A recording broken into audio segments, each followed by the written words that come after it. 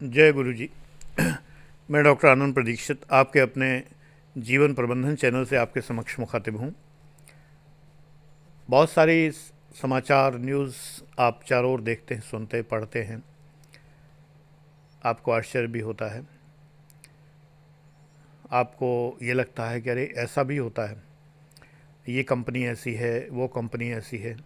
हाँ, निश्चय ही कंपनियां तो हैं ही ऐसी, लेकिन हम कैसे हैं? हम भी वैसे ही हैं। एक छोटा सा एग्जाम्पल, अभी एक फूड सप्लाई करने वाली कंपनी का आपने एक वायरल वीडियो देखा था। मैं वायरल वीडियोस पर लेश मात्र विश्वास नहीं करता आज के समय में, क्योंकि सच्चाई वाले वीडियोस जो होते हैं उनको तो कोई शेयर नहीं करता। झूठे वीडियोस को और तमाम तरह के वीडियोस को लोग शेयर करते हैं।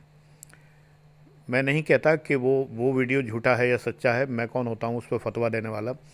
लेकिन सच बात यह है कि क्या ये संभव नहीं कि एक और कंपनी उस कंपनी में, मान लो ए और बी कंपनी है, ए कंपनी का एक डिलीवरी बॉय लाल कपड़े पहने स्कूटर पर बैठा, उस कंपनी का भेजा हुआ सामान, जो खाने का सामान किसी ग्राहक ने मंगवाया होगा या नहीं मंगवाया हो, जो भी हो, मतलब वो डिब्बे में से खा रहा है। कुछ भी खाना अपराध तो नहीं है। पहली बात, ये क्या गारंटी है कि जो खा रहा है वो डिलीवरी का सामान है? ये क्या गारंटी है कि जो खा रहा है वो उसका अपना खुद का नहीं है? ये क्या गारंटी है कि जो वो खा रहा है वो जानबूझकर? एक बात बताइए, आप सब लोग इतने समझदार हैं, आप अगर पिज़्ज़ा मंगाते हैं तो क्या खाया हुआ पिज़्ज़ा आप स्वीकार करेंगे? अगर कोई जानबूझ के जूठा कर रहा है, इसका मतलब ये शरारत है विशुद्ध रूप से। ये ऐसी शरारत है कि जो दूसरी कंपनी, वो कंपनी जिसे अपने पैदा होने के समय से अपना नाम याद नहीं है, जो अपना केवल नाम हमेशा बुलाने पर भूल जाया करता है, क्या वो नहीं हो सकता? क्योंकि दो कंपनियां मार्केट में लगभग समान टाइम पर, कुछ 5-6 महीने के अंतर से उगी हैं, मशरूमिंग जिसे कहते हैं, मशरूम्ड उगी हैं। एक कंपनी बाद में उगी है। क्या अचानक वो कंपनी हाय तौबा करके पिछली कंपनियों को बर्बाद नहीं करना चाहेगी? ये भी तो हो सकता है। कोई या तो पूरा खा जाए तो डिलीवर क्या करेगा? यदि आधा खाएगा तो क्या डिलीवरी जिसको मिलेगी वो ले लेगा? नॉर्मली जब आप पिज़्ज़ा मंगाते हैं, अगर यूं ही रख देंगे तो कंप्लेंट करेंगे कि खाया हुआ मिला, और वरना तो घर में बच्चों को मंगा के देखिए, इधर आप पूरा पेमेंट भी नहीं कर पाते हो, डिब्बे खुल जाते हैं फ़ौरन। तो डिलीवरी बॉय से क्या ये नहीं कहा जाएगा? मुझे कोई सहानुभूति नहीं है, मैं ना पिज़्ज़ा खाता हूँ, ना बाहर का फूड खाता हूँ, मुझे बिल्कुल पसंद नहीं है, और मैं इनको निहायत ही बेकार मानता हूँ। बिल्कुल पसंद नहीं है मुझे। पार्टीज़ में कहीं भी मैं इंसिस्ट यही करता हूँ कि घर के मुझे रोटी पराठा पूड़ी कुछ भी मिल जाए, दैट इज़ बेटर। लेकिन मैं बाहर की चीज़ों को अपने स्वयं की पसंद के अनुसार मैं लाइक नहीं करता। ना साउथ इंडियन मुझे पसंद है, और इटली वाली तो मुझे पसंद है ही नहीं, नाम मात्र के लिए। विशुद्ध इंडियन, विशुद्ध भारतीय भोजन, उत्तर प्रदेश का भोजन। हम बंगाली रसगुल्ला मिल जाए तो कहना क्या, लेकिन डायबिटीज़ इतनी है। लेकिन मुझे साउथ इंडियन भोजन नहीं पसंद है, मेरी चॉइस है। मुझे साउथ इंडिया से कोई चिढ़ नहीं है, लेकिन मुझे साउथ इंडियन भोजन बिल्कुल पसंद नहीं है। स्वाद ही नहीं आता, पेट नहीं भरता। मुझसे कहा जाए बदपरहेज़ी करनी है तो क्या खाओगे, तो मैं कहूँगा कि छोले भटूरे खाऊँगा। पंजाबी फूड है, इसको अगर डिलीवर किया जाए तो ये इतना बेकार हो जाएगा। ये ताज़ा खाने का है, भट्टी के सामने बैठ के। इलाहाबाद में सामने उतरता रहता था, हम लोग बैठ के सिविल लाइन्स में पटरे पड़े हुए थे, वहाँ बैठ के खाया करते थे। जो आनंद उसमें था वो किसी में नहीं है। तो मैं फ़िलहाल ये जो डिलीवर्ड हैं, इन चीज़ों को पसंद करता ही नहीं हूँ। इसलिए ये मत सोचिए कि मैं किसी के फेवर में बोल रहा हूँ, मैं अपने और तुम्हारे अगेंस्ट बोल रहा हूँ। अपने और तुम्हारे मतलब इंडियंस के अगेंस्ट बोल रहा हूँ, भारतीयों के, जो कि मैं बहुत बार बोलता हूँ।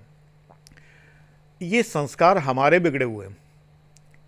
अगर डिलीवरी बॉय सच में ऐसा कर रहा है, वो प्लांटेड नहीं है किसी और कंपनी का, तो वो स्वयं में, इसमें कंपनी क्या कर सकती है?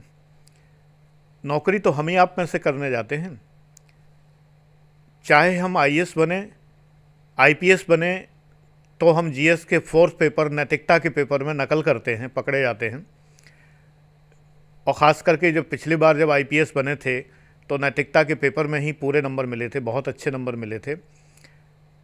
और हमारी नैतिकता इस स्तर पर है कि हम नकल करते पकड़े जाते हैं।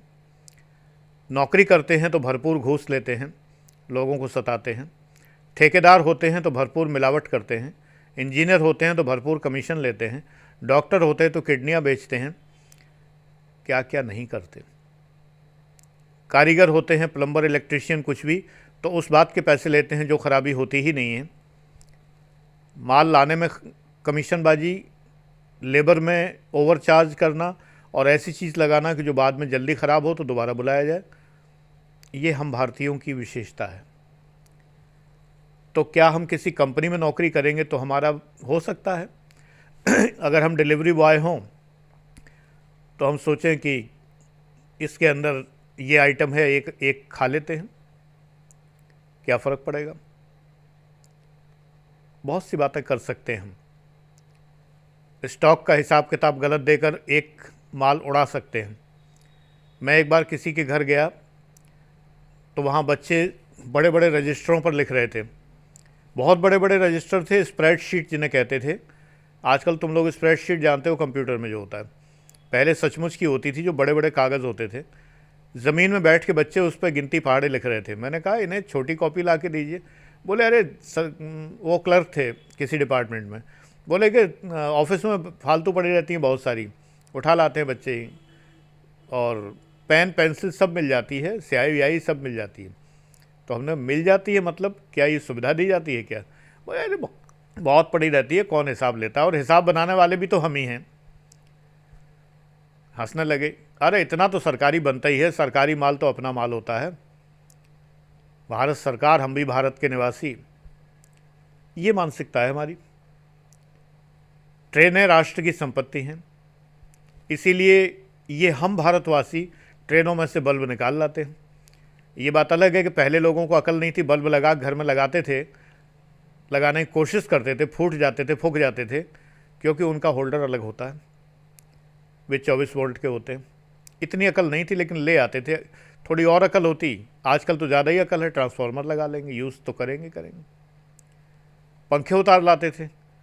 और तो और मुझे नहीं पता कि अब क्या होता है क्या नहीं होता है, क्योंकि जनसंपर्क मेरा बहुत कम हो गया है, कि लोग ट्रेनों में जो वैक्सीन चढ़ी होती है, फर्स्ट क्लास के कंपार्टमेंट में, सेकंड क्लास के कंपार्टमेंट में पहले होती थी, थर्ड क्लास में कोई भी कवर नहीं चढ़ा होता था सीटों पे, तो उनको ब्लेड से काट लाते थे, और वैक्सीनों के बने हुए झोले जिस पर नॉर्दर्न रेलवे लिखा होता था, ये घर घर में देखे जा सकते थे। गांव कस्बों में घर घर में देख सकते थे आप।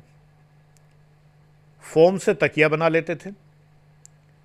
तो वैक्सीन और फोम के बाकायदा भारत सरकार द्वारा प्रमाणित तकिए घरों में पाए जाते थे, और भारत सरकार द्वारा प्रमाणित झोलों में सब्जी लाते हुए आपको बंधुवर दिखाई देते थे। ये हम हैं। स्कूटर पर बैठकर पिज़्ज़ा खाने वाले भी हम हैं, और उस पिज़्ज़ा की कंपनी चलाने वाले हम हैं, और अगर हम प्रतिद्वंदी कंपनी हैं तो उस कंपनी को बर्बाद करने का प्रयास करने वाले भी हम हैं। We the people of India, वे महान भारत के लोग जिन्होंने भारत का संविधान रचा है।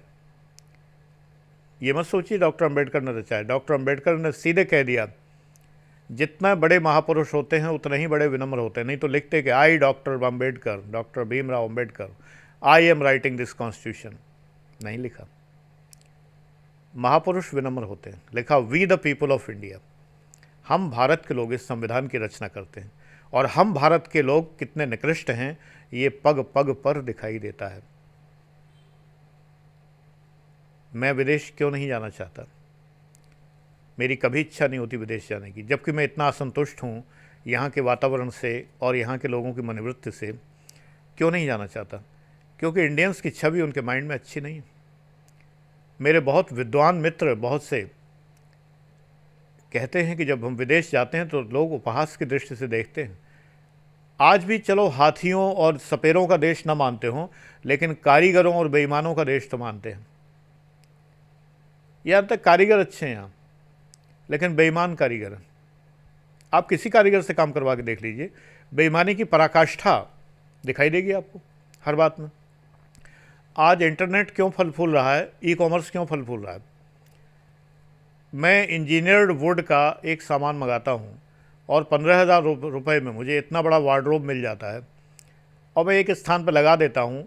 मैं जब से फ्लिपकार्ट आया है तब से मैं शॉपिंग कर रहा हूँ, क्योंकि मेरे बेटे का एल्बम रिलीज़ हुआ था, अनुराग दीक्षित रॉक स्टार है जो, उसका लाखों आसमान रिलीज़ हुआ था, तो वो फ्लिपकार्ट पे ही सीडी बिकती थी। तो मैंने बेटे को प्रमोट करने के लिए करीब 30-40 सीडी पहले ऑर्डर की थी, खुद ही ख़रीद के रख ली थी, अपने बच्चों को बांट दी थी, स्टूडेंट्स को बांट दी थी। उसे पता भी नहीं था कि मैंने ख़रीदी हैं, जिससे उसे प्रमोशन मिले कि हाँ एकदम से मेरी बिक्री इतनी हो रही है। तो वो पहला कंसाइनमेंट था जो मैंने फ़्लिपकार्ट से ख़रीदा था। इसके बाद मैं निरंतर ख़रीद रहा हूँ। छोटी मोटी चीज़ें दिखाई देती हैं, न तो मेरे में ईंट पत्थर निकला कभी आज दिन तक, कभी भी। आईपैड भी ख़रीदा, लैपटॉप तो जाने कितने ख़रीदे, क्योंकि मैं ऑनलाइन क्लास देता था तो 10-12 लैपटॉप तो टेबल पे होना स्वाभाविक बात है।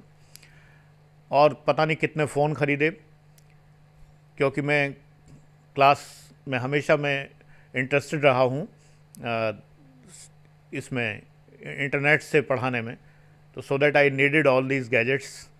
बट ईश्वर कृपा, कभी मेरे डिब्बे में ईंट पत्थर रोड़ा लोहा पीतल तांबा कुछ नहीं निकला। जो मंगाया वो निकला। और लगभग 99.9% मामलों में जहाँ डीलर बदमाश नहीं था, अमेज़न में डीलर्स भी होते हैं ना बहुत से, जहाँ डीलर बदमाश नहीं था वहाँ रिटर्न भी तुरंत हुआ है। जहाँ डीलर बदमाश था, अभी शियोमी या जियोमी या मी जो भी आप कहते हैं, उसका एक फ़ोन रिटर्न करने में इन लोगों ने मुसीबत कर दी, क्योंकि डीलर बहुत बदमाश था और कुरियर वाला उससे ज़्यादा बदमाश था। तो ये चीज़ें, ये बदमाश कौन है? हम ही, we the people of India, हम ही हैं। तो हमने लाला से ख़रीदना क्यों बंद कर दिया? क्योंकि लाला के सामान में हेरा फेरी ज़्यादा होती थी, मुझे कोई मिलावट नहीं मिलती। मैं कम से कम जब ग्रॉसरी भी ख़रीदता हूँ अगर ऑनलाइन, तो मैं श्योर होता हूँ कि जो मंगाया है वही मिलेगा। अब ये कहिए वहाँ भी तो हम ही बैठे हैं, नहीं, वहाँ क्वालिटी कंट्रोल स्ट्रिक्ट है और विदेशों के पैमाने पर है, इंटरनेशनल पैमाना जिसे कहते हैं, और लोगों को निकाल दिया जाता है अगर लोग हेरा फेरी करते हैं। मेरी कंप्लेंट पे कई बार लोग निकाले गए, मैं जानता हूँ। मतलब इसमें फ्लिपकार्ट वगैरह नहीं, मैंने पहले जब भी कंप्लेंट मल्टीनेशनल में की है और अपने अधिकारीपन का प्रयोग किया है, ये बात ज़रूर है, आम आदमी की नहीं सुनता कोई, तो मेरी कंप्लेंट पे लोग निकाले गए। कंपनियां ये भी लाला है प्योर, इसमें कोई दो राय नहीं है, लेकिन हम क्यों बिलीव करते हैं? क्योंकि यहाँ पर व्यक्ति व्यक्ति नहीं रहता, व्यक्ति एक रोबोट हो जाता है। Robots are better, gadgets are better, they are good friends, they never cheat you. I love gadgets and I used to love humans, but humans cheated me, my gadgets never cheated me. कभी cheat नहीं किया। मुझे तो लगता है कभी कभी gadgets में भी प्राण होते हैं। मैंने एक वाकया बताया था कि नहीं, मुझे याद नहीं है। मैं नैनोस चलना पसंद करता हूँ क्योंकि इससे ज़्यादा ज़रूरत ही नहीं है, बल्कि 3 सीटें फालतू हैं, अगर पत्नी जाए तो 2 सीटें फालतू हैं, 4 सीटें उसमें भी हैं। बहुत बढ़िया गाड़ी है नैनो, टाटा नैनो। बट बेटे ने मुझे कहा कि आप बड़ी गाड़ी में चलिए, मैं मना करता रहा। अल्टीमेटली उसने एक बहुत बड़ी सी गाड़ी मुझे दे दी। अब जिस दिन वो गाड़ी आई है, मैं नैनो को ले गया पेट्रोल डलवाने के लिए, तो पंप पे उसने कहा कि गाड़ी में पेट्रोल लीक कर रहा है।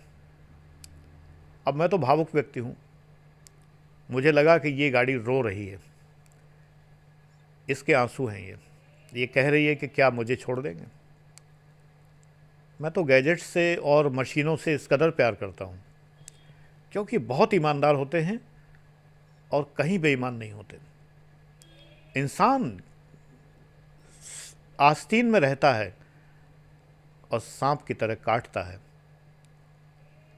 आप कहेंगे कि इंसान के प्रति बड़े नकारात्मक दृष्टिकोण है आपके। मैंने देखा है बेटा, 64 साल ज़िंदगी की जो बीते हैं, मुझे शायद जो भले लोग मिले मेरे गुरु बन गए, मित्र नहीं बनाए मैंने।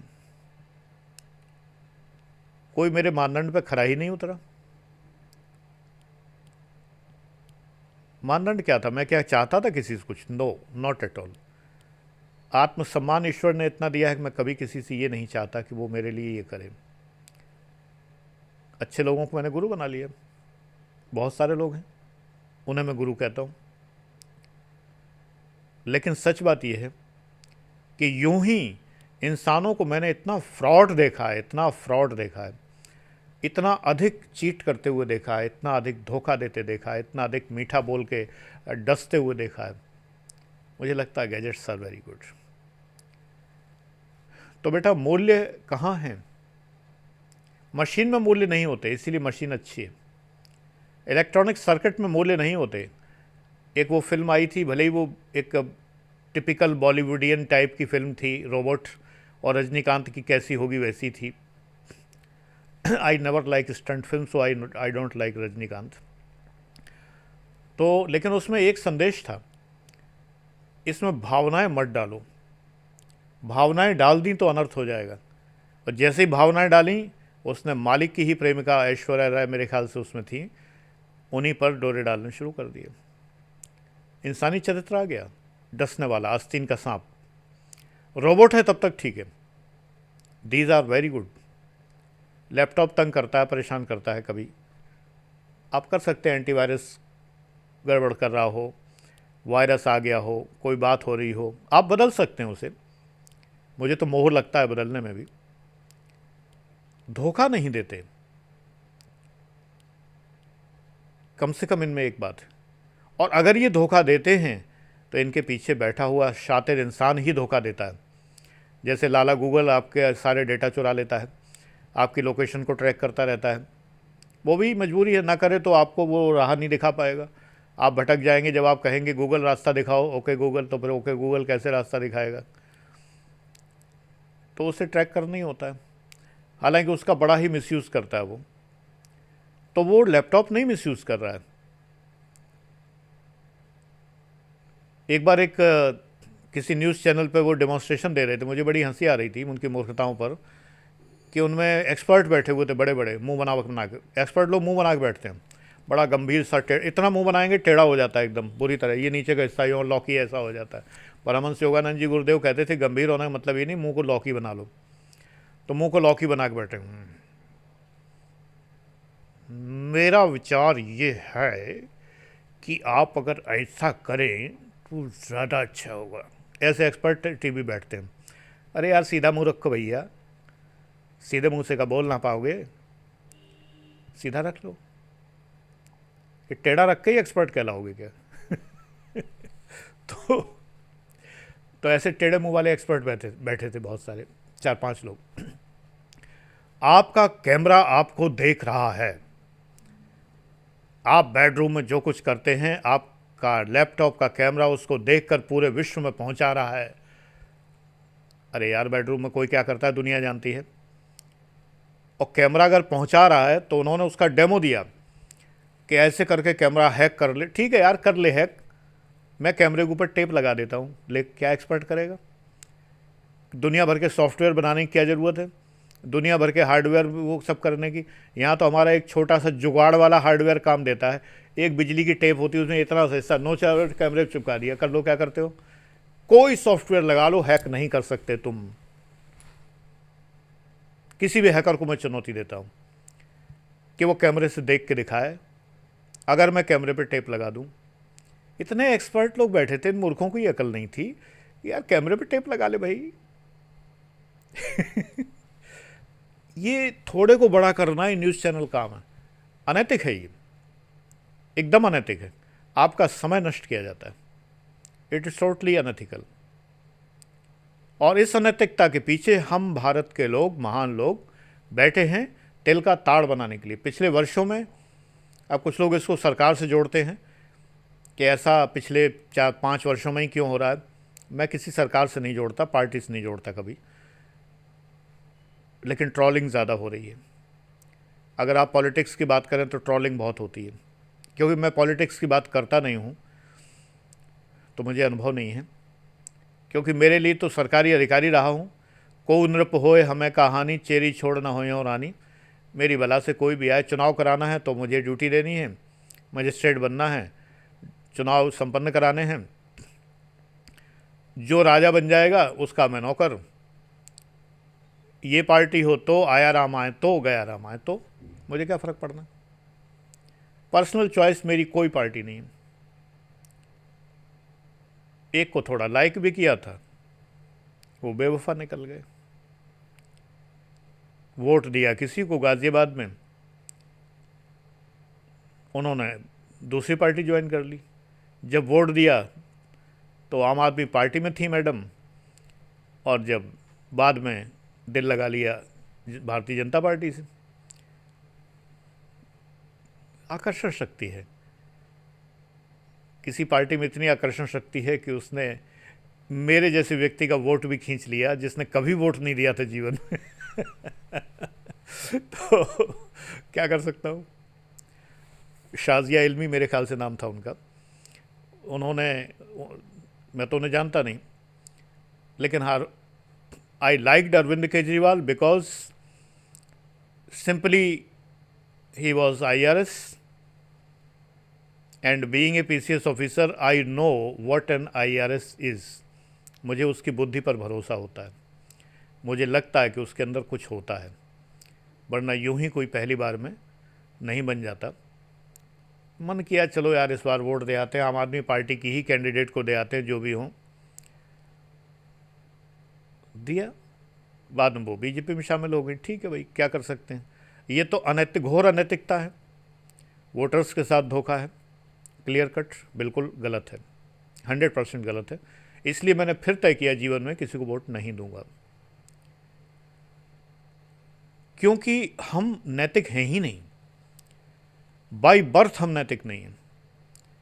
बाय डिफ़ॉल्ट हमारे अंदर जो जीन पड़ी हुई हैं वो अनैतिकता की हैं। ये तो अलग बात है कि वो नैतिकता हम सीख लेते हैं कहीं ना कहीं से। बच्चों, मैं तुम्हें वही सिखाने का प्रयास करता हूँ कि नैतिक बनो, आत्म सुख रहेगा। लास्ट में तुम्हें एक बात बता दूं, ज़माना बिल्कुल नहीं बदला है। डिलीवरी बॉय जो पिज़्ज़ा खा रहा था, पिज़्ज़ा या जो भी कुछ खा रहा था, स्कूटर पर बैठा लाल कपड़े पहने हुए, ये चाहे प्रायोजित हो चाहे दूसरी कंपनी की साजिश हो, कुछ भी हो, लेकिन मैं तुम्हें बचपन की एक छोटी सी बात बता देता हूँ। एक दही बेचने आदमी आता था, दैया ले लो कोई, दैया ले लो कोई चिल्लाता था, ब्रजभाषा में बोला करता था। और ताको खाएगो कन्हैया, खेलेगो कन्हैया, खाएगो दहिया, सो बनेगो कन्हैया, ऐसे करके उसके बचपन से बोल हमारे दिमाग में है। और वो खुद भी कुछ ऐसी वेशभूषा पहन के आता था, ब्रज क्षेत्र की, बड़ा मोहक किस्म का अंदाज था उसका। मध्य वय का आदमी था, एक 40-40 साल के उम्र का आदमी था। लोग दौड़ दौड़ के दही खरीदा करते थे, मटका लिए रहता था। मोहल्ले में जब घुसता था तो किसी के घर में दरवाजे पे अपना एक मटका रखाता था, फिर एक मटका और लेके आता था। ऐसे करके वो सारा दही आसपास की गलियों में बेचा करता था। एक दिन किसी घर में दही देते समय उसका दही लगभग ख़त्म हो गया, तो घर की मालकिन झांकी मटके में कि बस इतना ही रह गया। उसने कहा बहुत है, आपके लायक बहुत है, जितना मांग रहे हो। उन दिनों छटाक और वो शेर चला करता था। उसने कहा आधा शेर तो होगा ही होगा, आपने तो इतना ही मांगा है, पाव भर मांगा है। तो उस महिला को शक हुआ कि उसमें दही ठीक से नहीं लग रहा। उसने कहा निकालो निकालो निकालो, पूरा पलट दो, हम सब खरीद लेंगे। अब वो पलटे ना, पूरा जब पलटवा लिया तो अंदर से 4 रोटियां दही के अंदर भीगी हुई मिली। तो वो रोटियां क्यों मिली, तब दही वाले ने बताया कि वो घर से अपना जो लंच लाता था, 4 रोटियां दही में डाल देता था, दही में भीग के वो सुपुष्ट हो जाती थी, मधुर हो जाती थी और काफ़ी कुछ भीग जाती थी। उसको वही पसंद थी, तो कहता था कि जब सब दही बिक जाता था तो मैंने खा लेता था। देखा जाए उसने जूठा नहीं किया था। लेकिन उस ज़माने में बच्चों, तुम्हें पता हो या ना हो, कि रोटी को हमारे यहाँ इटावा में सकरा और गैर सकरा कहते हैं। दुर्खीम ने बिल्कुल यही शब्द कहे हैं, इसी प्रकार के शब्द दूसरी भाषा में, प्रोफेन एंड सेक्रेड। सेक्रेड जो है वो पवित्र है और प्रोफेन पार्थिव है। तो सकरा मतलब जूठा, रोटी जूठी मानी जाती थी। रोटी किसी ने ना खाया हो लेकिन वो जूठी मानी जाती थी। अगर रोटी दही में रख दी है तो वो पूरा दही जूठा हो गया, उस दही को दूसरा कोई नहीं खाएगा। तो पूरे मोहल्ले से मार पड़ी उस पर, तबीयत से बहुत बुरी तरह वो पिटाई हुई उनकी। घटना वही है और ये 50 साल बाद या 60 साल बाद दिखाई दी है। तो ये सब बातें होती हैं जीवन में। जब इन बातों को देखो तो साक्षी भाव से देखो, ये ना सोचो कि वो क्या हुआ होगा, उसके पीछे चटपटा मसाला लेके वो करने लगो। ये देखो कि हम ऐसा ना करें। अगर हम किसी कस्टमर को डिलीवरी दे रहे हैं तो उसको जूठा सामान ना पहुंचाएं। बस सिंपल सी एक बात है। जूठा सामान क्या है? उस बेचारे, मैं बेचारे शब्द कह रहा हूँ, डिलीवरी बॉय है, बहुत बड़ी तनख्वाह नहीं होती, बहुत बड़ा पद नहीं होता, कोई सर पे नीली बत्ती लगा के नहीं घूमता है। लेकिन इन नीली बत्ती लगाए लोगों को क्या करिएगा? ये आपको जूठा खिला रहे हैं, वो आप नहीं देख रहे हैं। ये आईएएस पीसीएस अधिकारी ये आपको जूठा खिला रहे हैं। मैंने तो विभाग देखा है, पीसीएस अधिकारी हूँ और आईएएस के समकक्ष रैंक से रिटायर्ड हूँ। जो लोग पहली बार देख रहे हैं उनके लिए परिचय बताना ज़रूरी होता है। मैंने तो विभाग देखे नज़दीकी से। ये क्या कर रहे हैं? आपके पास योजनाएं आती हैं, आपको 5,000 रुपये सब्सिडी मिलनी है, कुछ मिलना है या कोई सहायता मिलनी है, सब्सिडी चलो अकाउंट में ट्रांसफ़र हो जाती है, तो उसके पहले पैसे दे दिए जाते हैं। उनमें से पूरा हिस्सा बना होता है क्लर्क से लेकर ऑफिसर तक का। प्रश्न ये उठता है कि जब आप किसी चीज़ का लाभ लेने जाते हैं तो ये अधिकारी जो पैसा खा जाते हैं बीच में, इसी प्रकार है कि जैसे कि डिलीवरी बॉय ने पिज़्ज़ा का एक कली खा ली हो। इससे जो भी कहते हो उन्हें, हमारे तो दिमाग में कली शब्द आया, एक जो है उसका तिकोना खा लिया हो, आपको बाकी दे दिया। हमारे यहाँ गांव में कहा करते थे, कोऑपरेटिव सोसाइटी कहते थे कौआ परेड 160। कौआ लोगों की, कौआ पक्षी जो होता है, कौआ परेड, परेड कहते हैं परेड, इकट्ठे बैठे हो कौए, यहाँ कौओं की परेड है। और 160, 100 आते हैं ऊपर से, 60 खा जाते हैं खुद, 160 है कोऑपरेटिव सोसाइटी। ये हमारे इटावा ज़िले का एक मजाक है जो कहते थे कौआ परेड 160 कोऑपरेटिव सोसाइटी को, कि 60% खा जाते हैं, 40 ही देते हैं। बाद में राजीव गांधी ने कहा था कि 17% ही पहुंचता है, 13%, ऐसा कुछ बड़ा प्रसिद्ध बयान था उनका। ये शोध भी कांग्रेस ही कर सकती है, बहुत शोध प्रवृत्ति है। देखो राफेल पे कितना शोध कर रहे हैं, काफ़ी शोध हो गया है। जीतना हारना मेरे लिए महत्वपूर्ण नहीं है, मजाक की जगह है, हारना जीतना चलता रहता है। हमारी जनता के पास कोई विकल्प नहीं है, जो राज कर रहा है वो ख़राब है, सीधी बात ये। क्योंकि हमारे उम्मीद बहुत ज़्यादा है, हमें सबसे तो सरकारी नौकरी चाहिए। हर सरकार से हमें ये कि हमें आईएएस पीसीएस बना दे, कुछ नहीं तो क्लर्क तो बना ही दे। हम हाथ पे हाथ धरे बैठे रहें, हम ना पढ़ें ना लिखें, ना हमारे अंदर कोई बुद्धि हो, तब भी कुछ भी हो, हमें नौकरी घर बैठे दे जाए, हमें सब कुछ हो, हमारे कर्जे माफ़ हो जाएं, हमारे लिए सब कुछ हो, है ना। ये हमारी अपेक्षाएं होती हैं। हम सरकार से सब कुछ चाहते हैं, वो मिलता नहीं तो हम सरकार पलट देते हैं। विकल्प कोई है नहीं, ये गए वो आए, वो गए वो आए, सीधी सी बात ये, आप खुद देख सकते हो। तो उस पचड़े में तो मैं पढ़ता नहीं। हाँ, लेकिन शोध कांग्रेस अच्छा कर लेती है, इसमें कोई दो राय नहीं है। तो इटालियन इस समय वो है थोड़ा सा एक क्या कहते हैं, टच वहाँ से चला आ रहा है।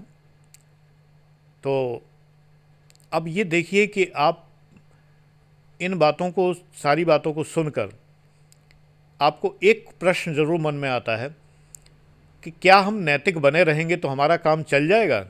चलता है, बखूबी चलता है, कोई समस्या नहीं है, बेहतरीन तरीके से चलता है। बस लोगों से थोड़ा कट के रहिए, क्योंकि लोग अनैतिक हैं। बेटा अगर शीशे के बनना चाहते हो तो पत्थरों से दूर रहना पड़ेगा, नहीं तो कार्बोरेंडम हो जाओ, ग्रेनाइट हो जाओ, या तो इतने मजबूत पत्थर हो जाओ कि जो पत्थर तुमसे टकराएगा वो चूर चूर हो जाएगा, या तो इतने बड़े जहर बनो कि कोई दूसरा जहर तुम्हारे ऊपर अटैक ना कर सके। अब मैं तुम्हें जहर बनने के लिए तो प्रेरणा नहीं दे सकता। कांच सा दिल, भावुकतापूर्ण दिल जो टूटता बड़ी जल्दी है, टूटे से फिर ना जुड़े, जुड़े गांठ पड़ जाए। लेकिन पत्थरों से दूर रहो, क्योंकि वो तुम्हारे मतलब के नहीं। तो आज की वीडियो में इतना ही। मूल्य बनाए रखिए, नैतिकता बनाए रखिए। न्यूज़ आइटम्स पे ज़्यादा विश्वास मत करिए, अपने मन की सुनिए, मन की करिए। और ज़रा एक बात मेरी ध्यान से अगर विचार कर सको तो कर लेना। Gadgets and machines, electronic equipments, they don't ditch you, they don't teach you. Humans do this thing. So remember. Thank you very much and God bless you.